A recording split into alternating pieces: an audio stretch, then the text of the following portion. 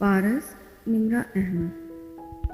तनवीर साहब कंप्यूटर पर कुछ टाइप कर रहे थे। उनके ऑफिस के शीशे का एक दरवाज़ा खुला था। फिजान ने उंगली से दरवाज़ा बजाया। तनवीर साहब ने चौंक कर सर उठाया, फिर मुस्कुराए। आओ। साथ ही ऐनक उतार कर एक तरफ रखी और सामने कुर्सी की तरफ इशारा किया। वो गहरी नजरों से इन्हें देखता कुर्सी पर आ बैठा। वो मुस्कुरा रहा था, मगर इसका अंदाज यूं था जैसे तनवीर साहब को पहली दफ़ा देखा हो। कहो, काम कैसा जा रहा है? हैरान कौन हद तक कामयाब। गुड। वो पीछे होकर बैठ गए। इजवान की मौत या कत्ल का मामला हल हुआ या नहीं? बस करीब हूँ। वो जब से मुस्कुराया। तुम्हारे नज़दीक कल्प्रिट कौन है? वो गर्म लोहे को छूकर हाथ हटा देने का काम शुरू कर चुके थे। पारस और इसका साथी। साथी? तनवीर साहब ने आबरू उठाई। वो जैसे बिल्कुल ठहर गए थे। जी, इसका साथी जो इसके हमरा कत्ल और कत्ल के बाद तमाम मामला संभालता रहा। हर गलत चीज़ को ठीक करने की जिम्मेदारी इसकी थी। इसके बदले पारस ने इसे भारी रकम भी दी होगी। कौन हो सकता है इसका साथी? वो जवाब का इंतजार करने की बजाय इसके चेहरे पर जवाब खोज रहे थे। कोई तो है, कोई करीब का आदमी। पारस का कजन शुजात ताहिर तो नहीं? आजकल बहुत चक्कर लग रहे हैं इसके। फैजान हंस दिया। वो इसके शक का रुख फेर रहे थे। हाँ, वो भी हो सकता है। बहरहाल मुझे आपको कुछ बताना था। वो मुतवज्जा हुए, जरा पुरसोच भी लग रहे थे। सवेरा आपा यहाँ आ गई हैं। आज वो पारस से मिलने जाएंगी। ओह, वो वाजे चौंके। कब आई सवेरा? 3 दिन पहले। और तुम अब मुझे बता रहे हो? वो ज़रा कुछ कानूनी कार्रवाई निपटा रही थी। अब सब सेट है तो पारस से मिलने जाएंगी। वो पहली दफ़ा फातिहाना मुस्कुराया। कैसी कानूनी कार्रवाई? कुछ सरप्राइज रहने दे तनवीर भाई। वो मुस्कुराता हुआ उठ खड़ा हुआ। मुझे ज़रा काम है, चलता हूँ। उन्होंने इसे रोका नहीं। वो ज़रा परेशान लग रहे थे। वो खुले दरवाजे से बाहर आया और एक सतून की आड़ में रुक गया। अंदर बैठे तनवीर साहब को वो नज़र नहीं आ रहा था। वो मुतवज्जा भी नहीं थे। उन्होंने जल्दी से मोबाइल उठाया और एक नंबर मिलाया। फैज़ी भी वहाँ खड़ा बज़ाहिर अपने मोबाइल पे कुछ देख रहा था। तनवीर, बात कर रहा हूँ, एक मसला हो गया। अंदर से मध्यम सी आवाज़ आई। किसान का सारा वजूद कान बन गया। सवेरा आ रही है। नहीं, ये मसला नहीं है। मसला यह है कि वो किसी कानूनी कार्रवाई की बात कर रही है। मुझे अपने ज़राए से इल्म हुआ है, आपको तो मालूम है। वो आगे बढ़ गया। कॉरिडोर में चंद एक एम्प्लॉयज़ आते दिखाई दिए। अलबत्ता जितना इसने सुना था काफ़ी था। पारस मोबाइल कान से लगाए मुस्कुराए। इसकी मुस्कुराहट में एक अनोखी मासूमियत और उदासी थी। वो अपनी सिंगार मेज़ के सामने बैठी थी। सवेरा आ रही हैं। चलें, ये तो अच्छा हुआ, मगर मसला वही है। वो किसी कानूनी कार्रवाई की बात कर रही है। मैं नहीं जानता वो क्या करने जा रही है, मगर उन्होंने फिक्र अधूरा छोड़ दिया। आपके ख्याल में वो क्या कर सकती है? वो जैसे सीरियस नहीं थी, अभी तक मुस्कुरा रही थी। मैं कुछ कह नहीं सकता। मगर आपको किसने बताया कि वो आ रही है? इसने शायद तीसरी दफ़ा पूछा। मेरे अपने सोर्सेज हैं। चंद लम्हे की खामोशी के बाद वो बोले। पारस मुस्कुरा दी। मैं समझ गई, बेफिक्र हैं, मैं इन्हें डील कर लूँगी। बीबी। अफसल बाबा ने दरवाज़ा बजाया। पारस ने मुड़कर इन्हें देखा। आपके मेहमान आए हैं। आ रही हूँ। साथ ही वो फ़ोन में धीरे से बोली। वो आ गई, मैं चलती हूँ। अजलत में फ़ोन बंद करके वो बाहर आई।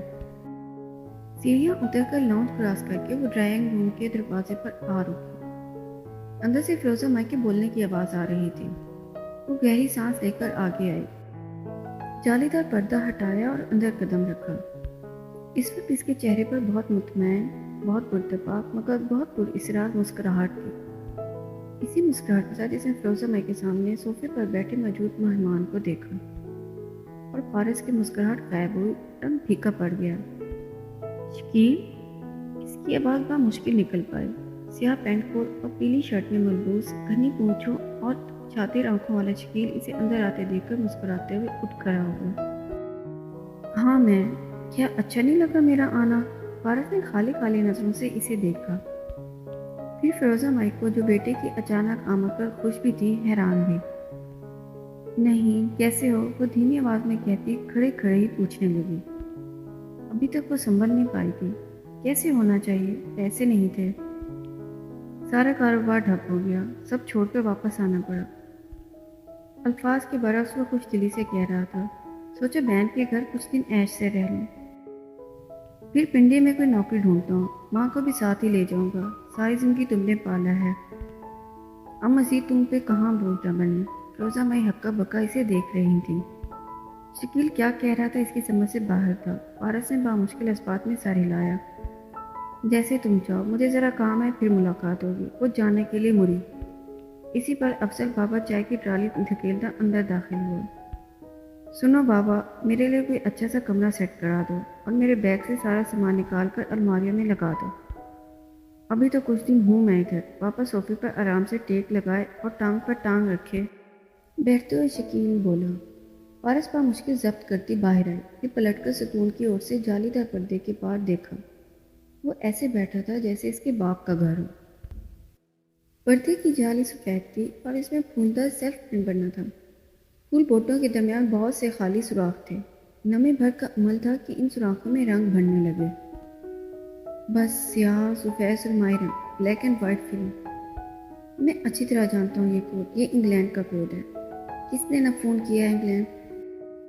وہ کانوں سے نیچے تک آدھے بالوں والا لڑکا ایک کاغذ پڑھتے ہوئے غصے سے بول رہا تھا۔ سامنے کھڑی بالوں والی لڑکی کا رنگ سفید پڑ چکا تھا، جیسے وہ کوئی مردہ لاش ہو۔ اگر اس وقت کوئی اسے چھو کر دیکھتا تو وہ شاید برف سے زیادہ ٹھنڈی ہوتی۔ امی نے نہیں کیا، میں نے نہیں کیا، پھر تو نہیں کیا ہوگا، بول کس کو کیا ہے فون؟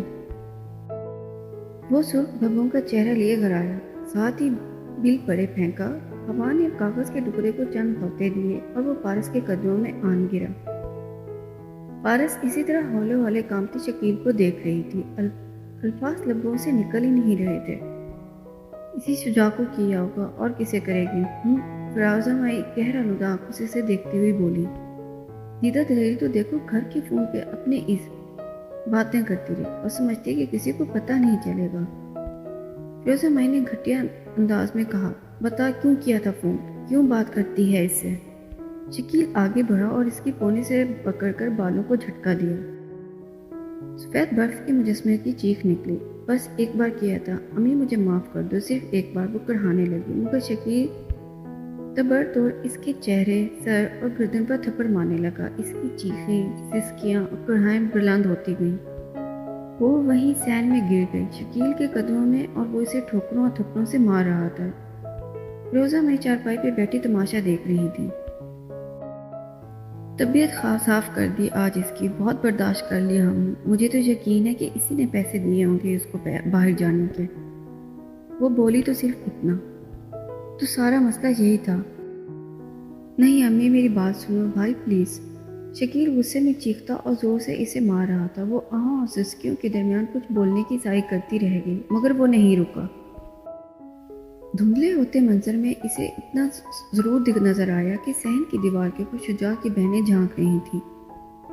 پھر دھند سی ہر سو چھاتی گئی، گیلی دھند، جالی دار دھند۔ جالی دار پردے کے پاس شکیل جھک کر ٹرالی سے پیسٹری اٹھا رہا تھا۔ پارس نے چپتی ہوئی نگاہوں سے اسے دیکھا اور بامشکل خود کو کام ڈاؤن کرتے ہوئے تلخی سے مسکرائی۔ رہو کچھ دن نمائشہ شکیل، کیونکہ خدا کی قسم میں کچھ نہیں بولی۔ زیر لب بڑبڑا کر وہ پلٹ گئی۔ پتھروں کا بنا بڑا سا بنگلہ عرصے بعد آباد نظر آ رہا تھا۔ مخروطی چھت، اونچے ستونوں کا طویل برآمدہ اور سامنے کھلا سا لان جو ڈھلان کے ساتھ اوپر بنا تھا۔ برآمدے میں کھڑے ہو کر دیکھو تو دور دور تک پھیلی پہاڑیاں دکھائی دیتی تھیں۔ وہ گھر بلا شبہ پارس کے گھر سے کہیں بڑا اور خوبصورت تھا۔ سویرا سینے پہ بازو لپیٹے برآمدے میں کھڑی تھی۔ ان کی چھوٹی چھوٹی آنکھیں دور کچھ دیکھ رہی تھیں۔ خاموشی میں ارتکاز پیدا کرنے والی آواز ان کے موبائل کی تھی۔ وہ چونکی اور پیچھے دیکھا جہاں میز پر موبائل بج رہا تھا۔ وہ آگے بڑھی، موبائل اٹھایا اور کان سے لگایا۔ بولو فیضی، میں راستے میں ہوں، بس 10 منٹ تک پہنچ جاؤں گا۔ تمہیں یقین ہے کہ ہماری بھابھی نے تمہارے پیچھے جاسوس نہیں چھوڑ رکھے؟ خواجہ صاحب کو لاہور فون کر کے تصدیق تو کرنے کی کوشش کی ہے محترمہ نے، مگر خواجہ صاحب پکے رہے۔ فی الحال میں احتیاط کر رہا ہوں، سو ڈونٹ وری۔ سویرا نے فون بند کر دیا اور وہیں کرسی پہ بیٹھ گئی۔ ذرا دیر بعد ملازمہ چائے کا پوچھنے آئی تو انہوں نے انکار کر دیا۔ بار بار کلائی پہ بندی گھڑی دیکھتے ہوئے وہ فیضی کا انتظار کر رہی تھی۔ انہیں پارس سے ملنے جانا تھا۔ آگے کا لائے عمل ذہن میں بار بار دہراتی وہ بے توجہ سے لکڑی کی میز کے گلاس ٹاپ کو دیکھ رہی تھی، جس میں چھت کا عکس جھلک رہا تھا۔ بیل بوٹے سب میز کے شیشے کے اوپر چھپ گیا تھا۔ نگاہیں ان پر مرکوز کیے وہ ان نقش نگار کا تعاقب کرنے لگی۔ بیل کہاں شروع ہوئی، پھول کہاں ختم ہوا، سب بھول بھلیاں بنتا گیا اور وہ خود کو اس میں کھونے لگی۔ رضوان حیات نے خاموشی سے انہیں دیکھا، جیسے ان کے بولنے کے منتظر ہوں، وہ جو اتنی دیر ادھر ادھر کی تمہید باندھ رہی تھی، اب بالآخر بات کو منزل تک پہنچتے ہوئے دیکھ کر ذرا آگے کو ہوئی۔ بھائی سے اسے تو منع کر رہے تھے کہ رضوان بھائی کے سامنے ہاتھ پھیلاتے اچھے تھوڑی لگیں گے، مگر میں نے کہا کہ بھائی جی کو نہیں بتائیں گے تو اور کس کو بتائیں گے؟ آخر برے وقت میں بھائی کام نہیں آئے گا تو کون آئے گا؟ سویرا کیا ہوا ہے؟ حسب توقع بھائی جی کے چہرے پہ تشویش در آئی۔ بس کیا بتاؤں، اسد کے تو ستارے ہی گردش میں رہتے ہیں۔ تمہاری کوٹی بینک سے قرضے کے عوض گروی رکھی ہے، مگر آپ تو جانتے ہیں کہ اسد کو کاروبار میں نقصان ہوا ہے۔ سارا قرضہ بھی غارت ہو گیا ہے، قرضہ ادا کرنے کا امکان بھی۔ او ہو کیا بینک سے نوٹس آ گیا ہے؟ وہ پریشانی سے آگے کو ہوئے۔ جی بھائی جی، اور وہ کوٹی ضبط کر رہے ہیں۔ نہیں آپ قرضے کی فکر نہ کریں، وہ تو اسد کو ہی ادا کرنا ہے۔ پہلے بھی آپ سے اتنا پیسہ لیا ہے، اب دوبارہ میں ان کو آپ سے کچھ مانگنے تھوڑی دوں گی۔ سویرا دیکھو، بات پیسے کی نہیں، میں نے اسد کو کہا تھا وہ کسی ملٹی نیشنل میں جاب کر لے۔ شروع میں تنخواہ شاید بہت زیادہ نہ ہو، مگر اس کی ڈگری اچھی ہے، کام کرے گا تو تجربہ آئے گا۔ 9 to 5 جاب انسان کو ڈسپلن کرتی ہے، مگر وہ اڑا سا رہا کہ اپنی مرضی کا کاروبار کرے گا۔ کاروبار بے شک کرتا، مگر کچھ ایسا نوکری کر کے تجربہ حاصل کرتا۔ دیکھو، دنیا کا کوئی کاروبار آپ کو بٹھا کر نہیں کھلا سکتا۔ صبح 8 بجے آپ کو اٹھنا ہی پڑے گا۔ اپنے کاروبار کا یہ مطلب نہیں ہوتا کہ آپ 12 بجے دفتر جا رہے ہیں۔ اور سب باتیں ٹھیک ہیں آپ کی بھائی جی، سویرا آپا بور سی ہو کر ان کی بات کاٹ کر بولی، مگر اب سارا مسئلہ کوٹھی کا ہے، وہ ضبط ہو رہی ہے۔ ہم تو سر پر آ جائیں گے، اللہ نہ کرے میں تمہیں کسی ایسی جگہ کرائے کا گھر دلا دوں گا، وہ تو ٹھیک ہے، مگر کرایہ کون دے گا؟ آپ سے تو نہیں لیں گے۔ 2 بچے میرے، ساس کا ساتھ، گھر بھی بڑا چاہیے ہوگا، اس کا کرایہ بھی زیادہ ہوگا، وہ فکر مندی سے کہہ رہی تھی۔ کوئی حل نکل آئے گا، میں بینک والوں سے بات کرتا ہوں۔ اوہ وہ رہنے دیں، میری بات سنیں۔ وہ جلدی سے بولی، مبادہ وہ فون ہی کر ڈالیں، آپ کی ڈیفینس والی کوٹھی جو نئی بنی ہے۔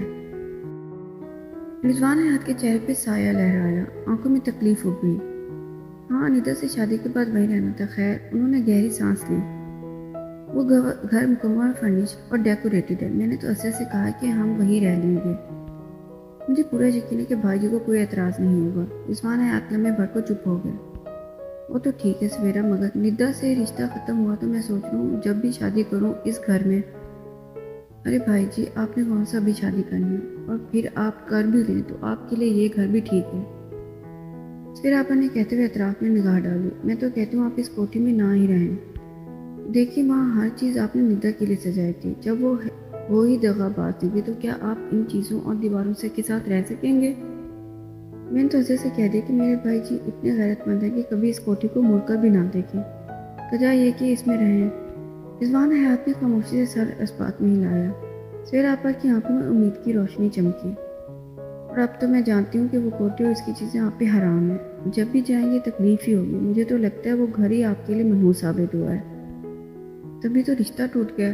چلیں اب ہم ادھر شفٹ ہو رہے ہیں تو آپ اس کے کاغذات بھی مجھے دے دیجیے گا، میرا بھی سب پہ روک پڑے گا، اور میرے سسرال والے مزید آپ سے دب جائیں گے کہ بھائی بہن کا اتنا خیال کرتا ہے کہ مشکل وقت میں پوری کوٹھی اسے تحفے میں دے دی۔ وہ خوشی خوشی بول رہی تھی، جیسے تم چاہو سویرا۔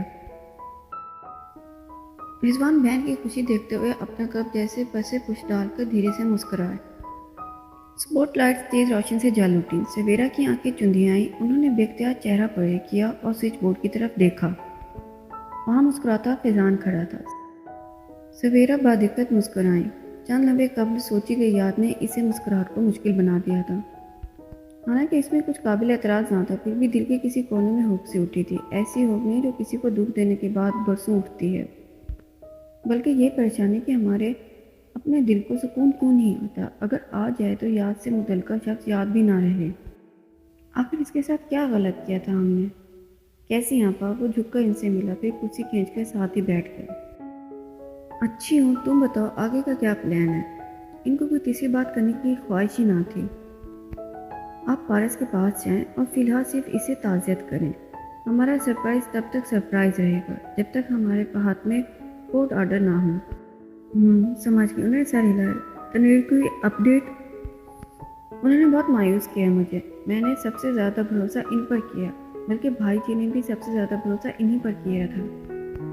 उन्होंने हम सबको धोखा दिया। फैजान के चेहरे पे तासुब फैला। इसने नफ़ी में सर हिलाया। मैं तो पहले ही कहती थी, देखो हमें इसकी और पारस की डील का सबूत भी मिल गया है।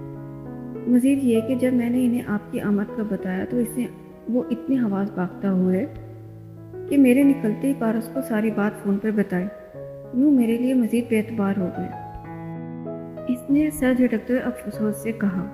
शाम उतर रही थी, यानी वो मेरी आमद के लिए तैयार होगी, तो फिर चले? उन्होंने फैज़े को देखते हुए सवालिया अंदाज में आबरू उठाए। जी चलें। वो धीरे से मुस्कुराया और उठ खड़ा हुआ। मगर तुम इसके मुलाजिम हो। डोंट वरी, मुझे अहम मौके के लिए एंट्री टिकट खरीदना आता है और आज की शाम का शो मैं मिस नहीं करना चाहता। इसकी आंखों में छाया पुख्ता अज़्म, लहजे में पारस के लिए सर्द सी नफरत और मुस्कुराहट में फतह का यकीन सवेरा को शांत कर गया। सुकून मिला तो यादें भूल गई। वो भी मुस्कुरा दी और जाने के लिए उठ खड़ी हुई।